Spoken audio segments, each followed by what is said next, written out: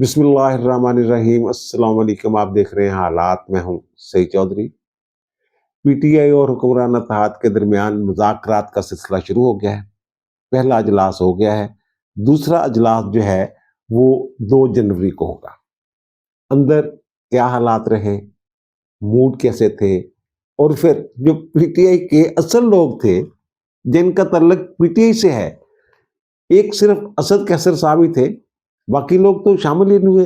अब बहाना क्या बनाया जा रहा है और हकीकत क्या है, ये भी हम आपके सामने रखेंगे।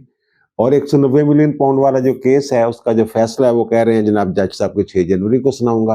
वो कितनी देर तक इस मामले को लटका सकते हैं कानूनी तौर पे। और यूरोपीय यूनियन की तरफ से 9 मई के मुजरमों को, जो 25 लोगों को मिलिट्री कोर्ट से सजाएं दी गई हैं, इस पर तशवीश का इजहार किया गया है।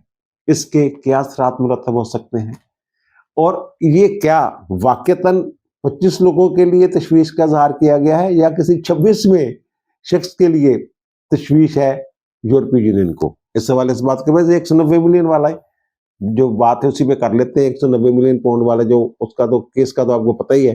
बुशरा बेगम और इमरान खान के खिलाफ जो मुकदमे की समाअत मुकम्मल हुई थी 18 दिसंबर को, और फैसला महफूज किया गया था, और जज साहब ने कहा था जनाब 23 दिसंबर को ये सुनाया जाएगा। अदालत में वो कह के गए थे, और गुज़श्ता रोज 23 दिसंबर को फिर उन्होंने ये कहा, पहले ही ये खबर आ गई थी।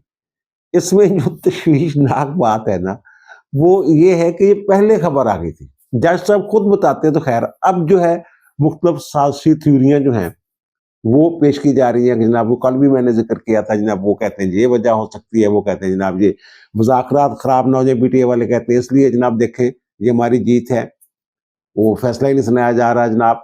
और दूसरी तरफ से कह रहे हैं जनाब पक्का बंदोबस्त किया जा रहा है ताकि अपील दे जेड़े जान जी है इमरान खान की फौरी तौर पर सजा मुअत्तल ना हो जाए, पक्का बंदोबस्त किया जाएगा। अब ये बंदोबस्त तो करना है जज साहब ने। अब जज साहब ने जो कहा है, उन्होंने कहा अभी मैं फैसला लिख रहा हूँ, उनके वकील से कहा। और फिर वो कहते हैं जनाब मेरी ट्रेनिंग भी आ गई हुई है लाहौर में, उधर भी जाना है, फिर छुट्टियां आ गई हैं, तो ये 6 जनवरी को फैसला जो है ये सुनाया जाएगा। अब कानून क्या कहता है, इस हवाले से मुख्तलिफ जजमेंट्स भी मौजूद हैं। आखिरी जजमेंट 2015 में जस्टिस साकिब निसार साहब ने दी थी। ये एक महफूज फैसले कितनी देर तक महफूज रखे जा सकते हैं, तो ये एक स्पेशल लॉ है जो नैब ऑर्डिनेंस है। तो उसके तहत अमूमी तौर पर यानी मुनासिब वक्त के अंदर ये फैसला जो है, फैसला महफूज किए जाने के बाद सुनाया जाना ज़रूरी होता है। जैसे मुनासिब वक्त जो हाई कोर्ट्स के लिए जजमेंट्स के जरिए मुकर्रर किया गया है वो 90 दिन है। 90 दिन के अंदर अंदर अगर वो फैसला महफूज फैसला जो है वो अनाउंस नहीं किया जाता, तो फिर उसके लिए ज़रूरी है कि केस की दोबारा असर नो समाअत की जाए, क्योंकि 90 दिन में तो वैसे ही दिमाग से निकल जाता है जनाब क्या थे वो, क्या क्या बहस हुई है, क्या हुआ, कि ताज़ा ताज़ा जो है वो जो फैसला लिखवाना है जज के लिए आसान होता है। वो समझा जाता है कि जनाब ये हक़ाइक़ के मुताबिक है।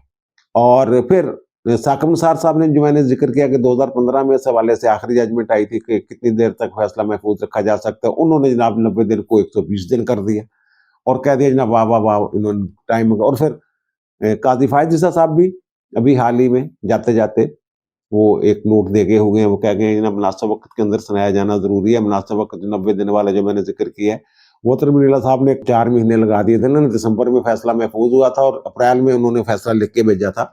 तो तरमीला साहब ने उनकी जिम्मेदारी लगाई गई थी बेंच में से कि जब आप ये फैसला लिखेंगे, तो उसमें काजी साहब ने भी ये कहा था। और जो हमारा ज़ाब्ते दीवानी है उसका जो ऑर्डर 20 है, और रूल जो है उसका 1 और सब रूल 2, और इसी तरह जो 41 है, ऑर्डर 41, और उसका रूल 30 है, वो 30 दिन से 45 दिन के अंदर, यानी 30 दिन के अंदर जो रूल ऑर्डर 20 है उसके मुताबिक 30 दिन के अंदर अंदर फैसला सुनाया जाना ज़रूरी है। और ऑर्डर 41 के तहत जो है वो 45 दिन की एक रवायत है कि 45 दिन तक भी फैसला सुनाया जा सकता है। साकिब निसार साहब ये कर गए थे जनाब, जो सेशन जज हैं, डिस्ट्रिक्ट एंड सेशन जजेस, वो जो फैसला सुनाएंगे क्योंकि उन्हें इंतजामी काम भी निबेड़ने होंगे, तो इस वास्ते वो 45 दिन 30 दिन की बजाय सुना देकर। बहरहाल सिविल कोर्ट्स और जो एहतसाब अदालतें हैं उनके लिए जो पैमाना मुकर्रर है कि कितने दिन के अंदर अंदर फैसला महफूज होने के बाद सुनाया जाना ज़रूरी है, तो वो 30 दिन के अंदर अंदर फैसला सुनाया जाना ज़रूरी है। और ये 18 दिसंबर को ये फैसला होता है, तो 17 दिसंबर से आगे जो हैं वो जज साहब इस मामले को नहीं लेके जा सकते। तो 17 दिसंबर से पहले पहले फैसला हो जाएगा, यानी कि ला وہ کہتے ہیں کہ لامحدود ٹائم کے لیے اس کو التوا میں نہیں رکھا جا سکتا فیصلے کے اناؤنسمنٹ کو۔ اور دوسرا جو اندر اجلاس ہوا ہے جناب، وہاں پی ٹی آئی کی جو 7 رکنی ٹیم مقرر کی گئی تھی اس میں سے جناب اسد کیسر صاحب گئے ہیں۔ اسد کیسر صاحب کا تعلق ہے پی ٹی آئی سے، ٹھیک ہو گیا جناب۔ پھر حامد رضا صاحب، حامد رضا سنی اتحاد کونسل کے چیئرمین ہیں، اور کہہ لیں کہ جناب وہ ضم ہو گئے ہوئے ہیں دونوں جماعتیں، لیکن وہ پی ٹی آئی کے نہیں ہیں، ان کی اپنی جماعت ہے، اس کے وہ چیئرمین ہیں۔ اور پھر علامہ راجہ ناصر عباس صاحب جو ہیں ان کی اپنی ایک الگ جماعت ہے۔ تو یہ جناب 3 لوگ گئے ہیں 7 میں سے۔ علی مین گنڈا پور صاحب نہیں تھے، ان کے حوالے سے یہ کہا جا رہا ہے، بیان یہ آیا ہے ان کے قیادت کا کہ جناب علی مین گنڈا پور صاحب نے وہاں کابینہ کا اجلاس کرنا تھا، وہ اجلاس چھوڑ کے نہیں آ سکتے تھے، تو ان کا وہاں رہنا بڑا ضروری تھا۔ عمر ایوب صاحب اپنی پیشیاں بھگت رہے تھے، اور سلمان اکرم راجہ صاحب اپنی عدالتوں میں تھے، اور حامد خان صاحب جو کہتے ہیں بنگلہ دیش گئے ہوئے ہیں۔ پی ٹی آئی کی کمیٹی کے دیگر ارکان کے حوالے سے جو انہوں نے کہا ہے، ان کی مصروفیات کے حوالے سے، چلو ان کو مان لیتے ہیں، اگرچہ وہ 100% سچ نہیں ہے جو بتایا جا رہا ہے۔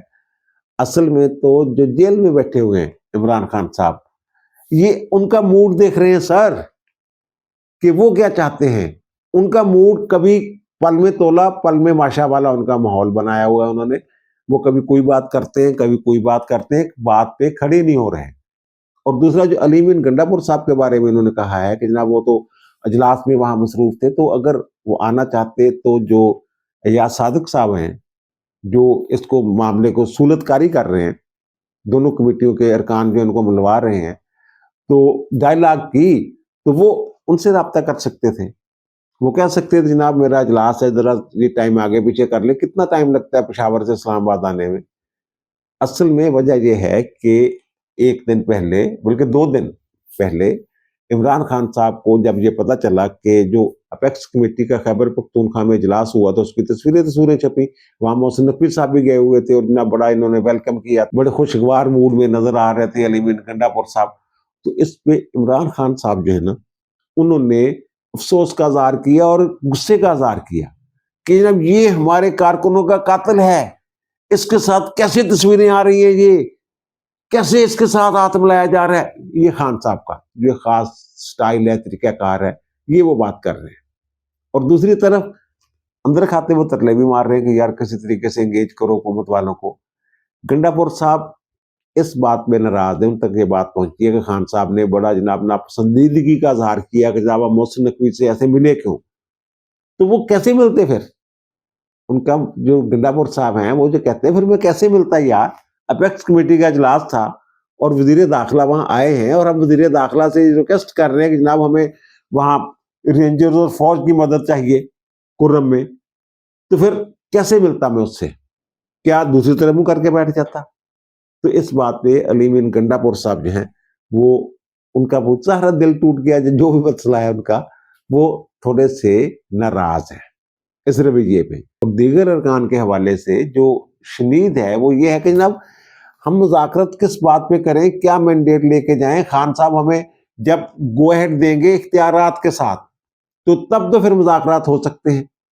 اس طرح وہاں جا کے بیٹھ کے کیا کر کے آ جائیں گے اندر جا کے کمیٹی کے اندر؟ یہ حاضری لگوانے جانا ہم نے۔ بہرحال 2 جنوری کو جو اجلاس ہوگا تو یہ پی ٹی اے والے جو ہیں یہ چارٹر آف ڈیمانڈ جو ہے وہ لے کے جائیں گے۔ عمران خان صاحب تو کہہ رہے ہیں نا کہ جناب جو ہمارے شہداء ہیں، ہمارے کارکن جو شہید کیے گئے ہیں جناب 26 نومبر کو، تو ان کا جو قاتل ہے اس کے ساتھ کیوں تصویریں کھنچوائیں؟ لیکن اندر جو صورتحال بنی تو انہوں نے کہا جناب جو دہشت گردی کے واقعات ہو رہے ہیں اور جو رینجرز اہلکار شہید ہوئے ہیں، ایک پولیس والا شہید ہوا ہے، اس حوالے سے بات ہوئی تو پھر وہاں یہ کہا گیا جناب ان کی فاتحہ خوانی کر لیں، تو پھر ان کے لیے فاتحہ خوانی کی گئی۔ شہداء کے لیے جو فورسز کے ہمارے جوان ہیں ان کی جو شہادتیں ہو رہی ہیں اس حوالے سے وہاں اندر فاتحہ خوانی ہوئی، یعنی یہ مذاکرات کا آغاز جو ہے یہ فاتحہ خوانی سے ہوا میری اطلاع کے مطابق۔ پتہ یہ چلا ہے کہ اسحاق ڈار صاحب نے ان سے پوچھا جناب آپ کیا مینڈیٹ لے گئے؟ انہوں نے جناب ہمارا تو ایک ہی ہے مطالبہ ہے کہ جناب عمران خان کو اور دیگر جو 4000 5000 ہمارے لوگ ہیں پکڑے ہوئے ان کو رہا کیا جائے۔ تو وہ کہا گیا دوسری نا وہ کیسے رہا کیا جا سکتا ہے؟ فارمولہ لائے نا، کس فارمولے کے تحت ان کو رہا کیا جا سکتا ہے، اس قانون کے تحت انہیں رہا کیا جا سکتا ہے۔ پھر جناب چلو جناب 9 مئی اور جو 26 नवंबर वाला मामलात हैं उन पे जुडिशियल कमीशन ये हमारा मुतालबा है। उनका जो भी मुतालबा है ना, इसका हल बताएं, ये कैसे होगा कैसे? और दूसरा क्या मैंडेट, आप अगर यहाँ कोई बात करके चले जाते हैं तो फिर आपको खान साहब ने क्या हदायत दी है जिनके बिहाफ पे आप यहाँ आके बैठे हुए? तो उन्होंने कहा जनाब हमारी तो मुलाकात ही नहीं हुई खान साहब से, वो 3 माह हो गए हैं जनाब, कोई सियासी मामलात पे कोई मीटिंग ही नहीं हो सकी, हमारी मीटिंग ही नहीं करवाई जा रही, तो जरूर मीटिंग अरेंज करवा दें, फिर हम मिल लेते हैं खान साहब से। तो वो वहां ये पता चला है, कमेटी में ये कहा गया साकडार साहब की तरफ से कि चलो जी मीटिंग अरेंज करवा देते हैं। बल्कि अयाज सादिक साहब ने भी इस बात को पहले उन्होंने कहा जनाब इनका कोई मीटिंग का करवाएं कि खान साहब के साथ जो कमेटी है कम से कम इनकी तो मीटिंग हो ना, ताकि पता तो चले ना, कोई सही लाइन लेके तो आए ना। इजलास में ये भी तय किया गया कि जो मीटिंग्स होंगी ना पीटीआई की और हुक्मरान अथादियों की, वो इन कैमरा होगी, वो बंद कमरे में होंगी, और फिर जो अंदर मीटिंग में होगा वो बाहर जाके बयान नहीं किया जाएगा।